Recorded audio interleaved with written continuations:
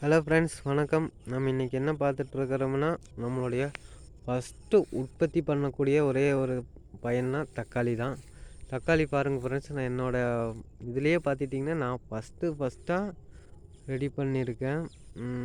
இது பார்த்துட்டிங்கன்னா எக்ஸ்பீரியன்ஸ் பார்த்துட்டிங்கன்னா நிறையவே சொல்லலாம். அந்த அளவுக்கு இதில் அனுபவப்பட்டாச்சு. எல்லாருமே சொல்லுவாங்க, தக்காளி தானே வச்சா தண்ணி விட்ட தண்ணியும் அவ்வளோக்கா தேவையில்லையே, இல்லை செடி மட்டும் நல்லா பராமரித்தா போதும் அப்படிங்கிறாங்க. ஆனால் அது இல்லை ஃப்ரெண்ட்ஸ், அதுலேயும் கொஞ்சம் இருக்குது. ஆனால் இதை விட மெயின் பார்த்துட்டிங்கன்னா நிறையாவே இருக்குது ஃப்ரெண்ட்ஸ். மெயினு நம்மளுக்கு தேவை தண்ணி.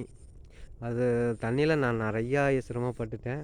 இருந்தாலும் பரவாயில்ல, நம்ம போடணும்னு நினச்சங்காட்டி வெற்றிகரமாக போட்டாச்சு. அறுவடைக்கும் வந்துடுச்சு. நீங்கள் அதெல்லாம் பார்க்குறீங்க ஃப்ரெண்ட்ஸ், எப்படி இருக்குதுன்னு பாருங்கள்.